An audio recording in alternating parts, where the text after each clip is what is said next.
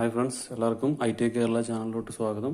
നമ്മളിന്ന് നമ്മുടെ വർക്ക്ഷോപ്പ് കാൽക്കുലേഷനിൽ പെടുന്ന സെക്കൻഡ് ഇയർ സ്റ്റുഡൻസിന് വേണ്ടിയുള്ള എലാസ്റ്റിസിറ്റി എന്നുള്ള യൂണിറ്റാണ് നോക്കുന്നത്. എലാസ്റ്റിസിറ്റി 1 ഓഫ് ദി 8 യൂണിറ്റാണ്. അതായത് വർക്ക്ഷോപ്പ് കാൽക്കുലേഷൻ ആകെ 8 യൂണിറ്റാണ് സെക്കൻഡ് ഇയേഴ്സിനുള്ളത്. അപ്പോൾ ആദ്യത്തേത് ഫ്രിക്ഷനാണ്, രണ്ടാമത്തത് സെൻറ്റർ ഓഫ് ഗ്രാവിറ്റി, മൂന്നാമത്തെ area of cut off sections, 4 algebra, 5 elasticity, 6 heat treatment, 7 profit and loss, 8 estimation and costing ആണ്.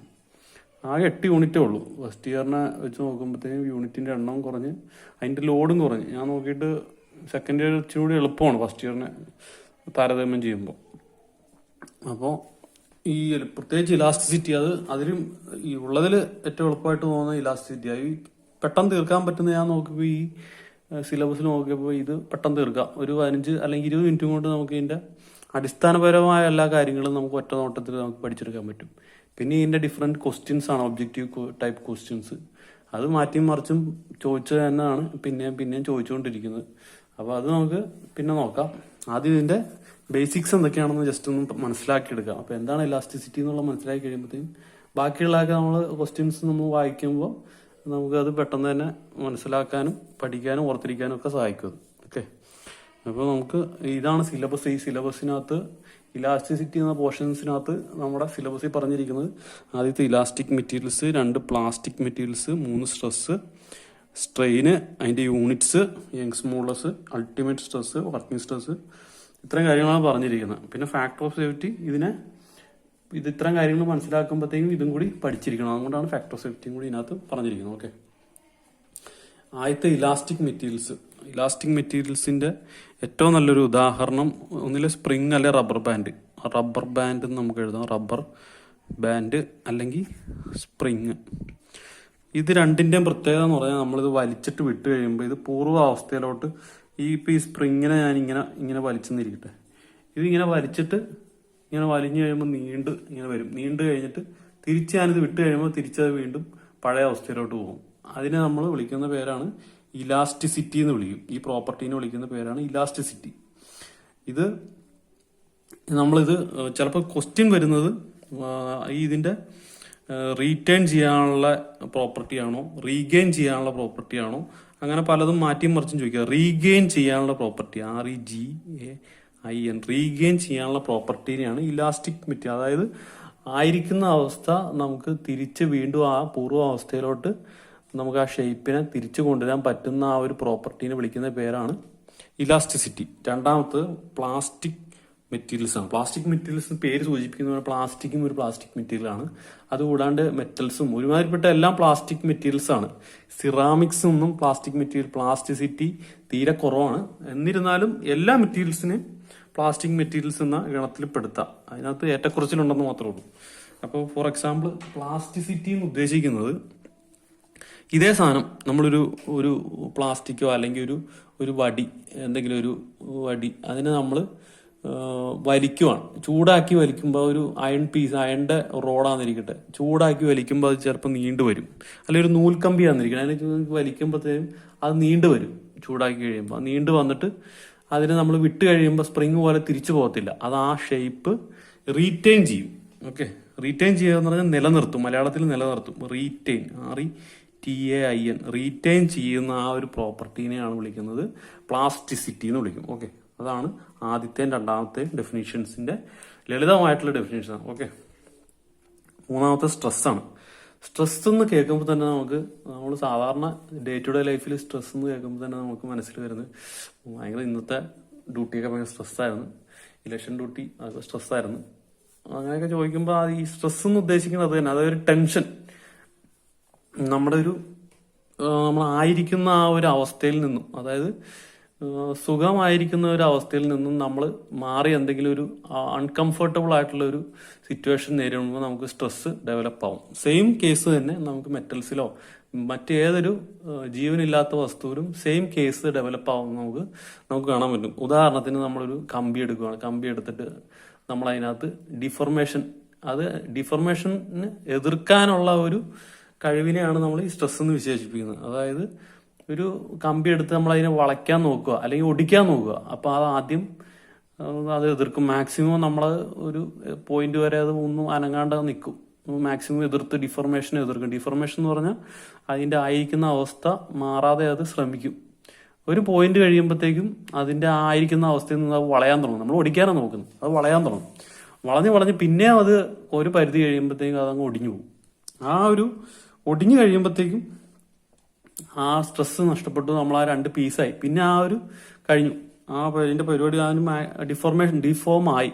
അപ്പൊ അതാണ് മാക്സിമം ആ ഒരു പോയിന്റ് വരെ ശ്രമിക്കുന്നതിനാണ് ആ സ്ട്രെസ് എന്ന് വിളിക്കുന്നത്. അത് നമ്മൾ ഇക്വേഷൻസിൽ എഴുതുമ്പോഴത്തേക്കും അതിനകത്ത് load acting upon a cross sectional area, load by area എന്ന് നമുക്ക് എഴുതാം. അല്ലെങ്കിൽ P/A, അല്ലെങ്കിൽ ഫോഴ്സ് ബൈ ഏരിയ, അങ്ങനെയൊക്കെ നമുക്ക് എഴുതാം. ഓക്കെ, ഉദാഹരണത്തിന് നമ്മളൊരു കമ്പി, ഉദാഹരണത്തിന് ഒരു അയൺ റോഡ് എടുക്കുകയാണ്. ഇതിന് നമ്മളിങ്ങനെ ഒരു വലി കൊടുക്കുക, നമ്മൾ ടെൻസൈൽ ഫോഴ്സ് കൊടുക്കുക. ഇതൊരു ടെൻസൈൽ സ്ട്രെസ് പലതരത്തിലുണ്ട്, അത് ആദ്യമേ പറയട്ടെ. സ്ട്രെസ് കംപ്രസീവ് ഉണ്ട്, അതായത് ഇതിനെ സെയിം ഞെക്കുവാണെങ്കിൽ അതിന് കംപ്രസീവ് ഫോഴ്സ് കൊടുത്ത് നമ്മൾ ഞെക്കുവാണെങ്കിൽ കംപ്രസീവ് സ്ട്രെസ് അതിനകത്ത് ഡെവലപ്പ് ആവും. ഇതിപ്പോ ഞാൻ വലിക്കുവാണ്, അപ്പൊ അതിനകത്തൊരു ടെൻഷൻ ക്രിയേറ്റ് ആയി അതിനകത്ത് ടെൻസൈൽ ഫോഴ്സ് ആണ് അപ്ലൈ ചെയ്യുന്നത്. അപ്പൊ അതിനകത്ത് ടെൻസൈൽ സ്ട്രെസ് അപ്ലൈ ആവും. ഓക്കെ, ഇതിനകത്ത് നമ്മളിപ്പോ ട്വിസ്റ്റ് ചെയ്യാന്നിരിക്കട്ടെ, അപ്പൊ അതിനകത്ത് ടോർഷണൽ സ്ട്രെസ് ഉണ്ടാവും. അല്ലെങ്കിൽ നമ്മൾ ഇതിനകത്ത് രണ്ട് പോയിന്റിൽ ഇങ്ങനെ, ഇപ്പൊ ഇങ്ങനത്തെ ഒരു പീസാന്നിരിക്കട്ടെ, ഇവിടെ നിന്ന് ഇങ്ങനെയാണെങ്കിൽ ഇപ്പൊ ഒരു ഫോഴ്സ് കൊടുക്കുകയാണെങ്കിൽ ഇപ്പൊ ഇതിന്റെ നടുക്കൊന്ന് ഇങ്ങനെ വിട്ടുപോകാനുള്ള ഒരു ടെൻഡൻസി കാണും. അതിന് നമ്മൾ ഷിയർ സ്ട്രെസ് എന്ന് പറയും. ഷിയർ സ്ട്രെസ് ഉണ്ട്, ടോർഷണൽ സ്ട്രെസ് ഉണ്ട്, കംപ്രസീവ് സ്ട്രെസ് ഉണ്ട്, ടെൻസൈൽ സ്ട്രെസ് ഉണ്ട്. ഇതിനകത്ത് പലതും ഉണ്ടെങ്കിലും നമുക്ക് ടെൻസൈലിന്റെ കാര്യത്തിൽ മാത്രം നമ്മൾ ശ്രദ്ധ കേന്ദ്രീകരിച്ചാൽ മതി. കാരണം നമ്മുടെ സിലബസ് അനുസരിച്ച്, ITIയുടെ സിലബസ് അനുസരിച്ച് നമ്മൾ ടെൻസൈൽ ഫോഴ്സിൽ കേന്ദ്രീകരിച്ചാൽ മതി. ബാക്കിയൊക്കെ നമ്മൾ ലീവ് ഇറ്റ്. ഓക്കെ, അപ്പൊ അതാണ് സ്ട്രെസ്. അതായത് സ്ട്രെസ് എന്ന് ഉദ്ദേശിക്കുന്നത് ഫോഴ്സ് ബൈ, അതായത് ഈ ഫോഴ്സ് ഡിവൈഡ് ബൈ ഈ ക്രോസ് സെക്ഷൻ, അതായത് ഇതിന്റെ ക്രോസ് ആയിട്ടുള്ള സെക്ഷണൽ ഏരിയനെയാണ് ഈ ഇത്രയും വരുന്നത്. ഇതിപ്പോ സ്ക്വയർ ആണെങ്കിൽ ഇതിന്റെ ലെങ്ത്തിന്റെ ബ്രെഡ്ത്ത്, ഇത് ഒരു റൗണ്ട് ബാർ എന്നൊക്കെ പറയുമ്പോൾ റൗണ്ട് ആയിരിക്കും. റൗണ്ട് സ്ക്വയർ ബാർസ് ഉണ്ട്, റൗണ്ട് ബാർ ഉണ്ട്. സാധാരണ നമ്മൾ സ്റ്റീൽ കമ്പി കാണുന്ന റൗണ്ട് ബാർസ് ആയിട്ടാണ് വരുന്നത്. അത് അതിന്റെ സർക്കിളിന്റെ ഏരിയ എടുക്കും, πr² എടുക്കും. ഓക്കെ, അതാണ് നമ്മൾ ഉദ്ദേശിക്കുന്നത്. അപ്പൊ ഏരിയ എന്ന് പറയുമ്പോൾ അത് മീറ്റർ സ്ക്വയറിലായിരിക്കും റെപ്രസെന്റ് ചെയ്യുന്നത്, ഫോഴ്സിനെ നമ്മൾ ന്യൂട്ടണിലായിരിക്കും റെപ്രസെന്റ് ചെയ്യുന്നത്. ഓക്കെ, അപ്പൊ അങ്ങനെയാണ് സ്ട്രെസ് എന്ന് ഉദ്ദേശിക്കുന്നത്. അതായത് ഡീഫോർമേഷനെ എതിർക്കാനുള്ള ആ ഒരു ടെൻഡൻസിനെയാണ് നമ്മൾ സ്ട്രെസ് എന്ന് സാധാരണഗതിയിൽ പറയുന്നത്. അതിന്റെ ഇക്വേഷനായിട്ട് വിളിക്കുമ്പോൾ load divide by area. Okay, അപ്പൊ നമ്മളിത് ലോഡ് ഏരിയ എപ്പോഴും നിശ്ചിത ഒരു കോൺസ്റ്റന്റ് ആയിരിക്കും. ലോഡ് നമുക്ക് കൂട്ടുകയും കുറയ്ക്കുകയും ഒക്കെ ചെയ്യാം. ഓക്കെ, ലോഡ് കൂടുന്തോറും സ്ട്രെസ് കൂടും, കുറയും തോറും സ്ട്രെസ് കുറയും. ഓക്കെ, അതാണ് സ്ട്രെസ്. അടുത്ത സ്ട്രെയിൻ എന്ന് ഉദ്ദേശിക്കുന്നത് ഇതേ സാധനം, നമ്മൾ ഇതേ കമ്പി ഒരു സ്ട്രെസ് കൊടുത്ത് നല്ല ഒരു ലോഡാ കൊടുത്തെന്നിരിക്കട്ടെ. ഇപ്പൊ ഇങ്ങനെ വലിച്ചു കഴിഞ്ഞപ്പോൾ ഇത്രയും ഇവിടെ നേരത്തെ ഇത്രയായിരുന്നു സാധനം, അപ്പൊ ഇത് ഇത്രയും കൂടി.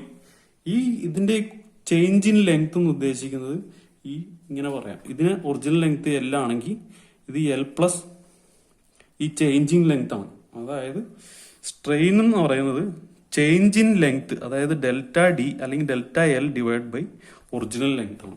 അപ്പൊ ഇത് രണ്ടും മീറ്ററിലായതുകൊണ്ട് ഇത് മീറ്ററും കട്ട് ചെയ്ത് പോയി. ഇതിന് യൂണിറ്റ് ഉണ്ടാവില്ല, ജസ്റ്റ് ഒരു ഫിഗർ ആയിരിക്കും, ഒരു നമ്പർ ആയിരിക്കും. ഓക്കെ, അപ്പൊ ഇത് ചേഞ്ച് ഇൻ ലെങ്ത് വളരെ ചെറുതായിരിക്കും, വളരെ പോയിന്റ്. ഇതിപ്പോ 4 മീറ്റർ ഉണ്ടെന്നിരിക്കട്ടെ ഒറിജിനൽ ലെങ്ത്. ഇത് ചേഞ്ച് ഇൻ ലെങ്ത് ചിലപ്പോൾ 20 സെന്റിമീറ്റർ ആയിരിക്കും കൂടിയത്, 0.2 മീറ്റർ ആയിരിക്കും കൂടിയത്. അപ്പോൾ 0.2 ഡിവൈഡ് ബൈ 4. അപ്പോൾ അത് വളരെ ചെറിയൊരു ഇതായിരിക്കും സ്ട്രെയിൻ വരുന്നത്. ഓക്കെ, അതിന് യൂണിറ്റ് ഇല്ല. അപ്പൊ ഇത് അടുത്ത പോയിന്റ് എന്ന് പറഞ്ഞാൽ യൂണിറ്റ് എന്താണെന്നാണ് ചോദിക്കുക. സ്ട്രെസ്സിന്റെ യൂണിറ്റ് N/m² ആണ്, സ്ട്രെയിന് യൂണിറ്റ് ഇല്ല. ഓക്കെ, അപ്പൊ അത്രയും കഴിഞ്ഞു. ഇവിടെ 5 വരെയുള്ള പോർഷൻ കഴിഞ്ഞു. അടുത്ത യങ്സ് മോഡുലസ് ഉദ്ദേശിക്കുന്നത് നമ്മൾ ഈ സ്ട്രെയിന്റെ കേസും പഠിച്ചു, സ്ട്രെസ്സിന്റെ കേസും പഠിച്ചു. നമ്മൾ ടെൻസൈൽ സ്ട്രെസ് ഇവിടെ എഴുതി കാണിക്കാം. Tensile stress divide by tensile സ്ട്രെയിനെയാണ് നമ്മൾ യങ്സ് മോഡുലസ് എന്ന് വിളിക്കുന്നത്. ഓക്കെ, അതാണ്.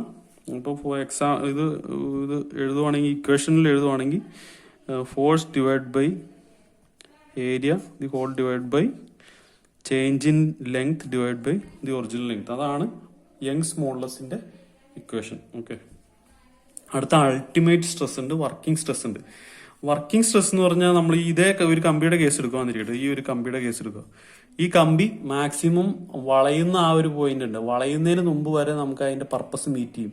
ഫോർ എക്സാമ്പിൾ, നമ്മൾ ആ കമ്പി ഉപയോഗിക്കുന്നത് ഒരു ഷാഫ്റ്റിനാന്നിരിക്കട്ടെ, ഒരു ഷാഫ്റ്റിനോ അല്ലെങ്കിൽ ഒരു എന്തെങ്കിലും ഒരു പവർ ട്രാൻസ്മിറ്റ് ചെയ്യാൻ ഉപയോഗിക്കുന്ന എന്തെങ്കിലും ഒരു സാധനത്തിന് ഒരു ഓളോ ഷാഫ്റ്റോ അല്ലെങ്കിൽ കമ്പിയോ എന്തെങ്കിലും ആണെന്നിരിക്കട്ടെ.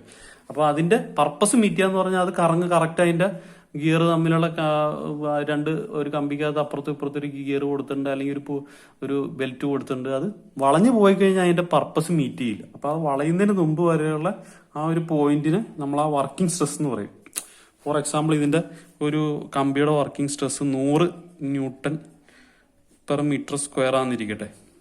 ഓക്കെ, ഇതിനകത്ത് നമുക്ക് 50 കൊടുക്കാം, 40 കൊടുക്കാം, 20 കൊടുക്കാം, 99 കൊടുക്കാം, 100 വരെ കൊടുത്താലും കുഴപ്പമില്ല. അതിന്റെ വർക്കിംഗ് സ്ട്രെസ് ഡിസൈൻ ചെയ്തിരിക്കുന്നത്, അത് വർക്കിംഗ് സ്ട്രെസ് അല്ലെങ്കിൽ ഡിസൈൻ സ്ട്രെങ്ത് എന്ന് വിളിക്കാം. രണ്ടും അതിന്റെ ഡിസൈൻ ചെയ്തിരിക്കുന്ന കപ്പാസിറ്റി വരെ നമുക്ക് കൊടുക്കാം. പക്ഷെ ഇതിന്റെ അൾട്ടിമേറ്റ് സ്ട്രെസ് ചിലപ്പോൾ ഇത് ഒടിയില്ല, ചിലപ്പോൾ വളയില്ല, ഒന്നും സംഭവിക്കില്ല. അത് സ്മൂത്ത് ആയിട്ട് റൺ ചെയ്യും, ഇതിന്റെ എല്ലാ പർപ്പസും ഇത് മീറ്റ് ചെയ്യും. പക്ഷെ അൾട്ടിമേറ്റ് സ്ട്രെസ് ഇത് 200 ആണെന്നിരിക്കട്ടെ. 200 ന്യൂട്ടൺ പെർ മീറ്റർ സ്ക്വയർ വരെ ഇത് വളയേയില്ല, ഒടിയേയില്ല. പക്ഷെ അത് നമുക്ക് ഒരു കാരണവശാലും നമുക്ക് ഉറപ്പ് പറയാൻ പറ്റത്തില്ല. 200 വരെ അതിന് ലോഡ് താങ്ങും. പക്ഷെ അത് കഴിഞ്ഞ് പെട്ടെന്ന് എപ്പോൾ 200 കഴിഞ്ഞാൽ ഒറ്റയടിക്ക് അത് ഒടിഞ്ഞു പോകും. അപ്പൊ അതുകൊണ്ട് നമ്മൾ വർക്കിംഗ് സ്ട്രെസ്സിലായിരിക്കും ഡിസൈൻ ചെയ്തിരിക്കുന്നത്. ഒരു പാലമാണെങ്കിലും ഒരു ബസ്സാണെങ്കിലും ഒരു ഓട്ടോ ആണെങ്കിലും ഒരു ബൈക്ക് ആണെങ്കിലും വർക്കിംഗ് സ്ട്രെസ്സിലാണ് അത് ഡിസൈൻ ചെയ്യുന്നത്. അപ്പൊ ഇതാണ് അൾട്ടിമേറ്റ് സ്ട്രെസ് എന്ന് ഉദ്ദേശിക്കുന്നത്. അപ്പൊ അതിന് മാക്സിമം താങ്ങാൻ പറ്റുന്നത് ഒടിയുന്നതിന്, അതായത് റപ്ചറിന് മുമ്പ് സംഭവിക്കുന്ന ഒരു സ്ട്രെസ്സിനെയാണ് നമ്മൾ അൾട്ടിമേറ്റ് സ്ട്രെസ്. റപ്ചർ എന്ന് പറയുന്നത് ഒടിഞ്ഞ് അല്ലെങ്കിൽ അതിനകത്ത് തകരാറ് സംഭവിക്കുന്നതിന് മുമ്പ് വരെയുള്ള താങ്ങാവുന്ന ശേഷി അല്ലെങ്കിൽ സ്ട്രെസ്സിനെയാണ് നമ്മൾ അൾട്ടിമേറ്റ് സ്ട്രെസ് എന്നും വർക്കിംഗ് സ്ട്രെസ് എന്നും ഉദ്ദേശിക്കുന്നത്. അതിന്റെ പർപ്പസ് മീറ്റ് ചെയ്യാൻ ഉദ്ദേശിക്കുന്നത്, അതായത് ആ ഡിസൈൻ സ്ട്രെസ്സിനെയാണ് നമ്മൾ വർക്കിംഗ് സ്ട്രെസ്.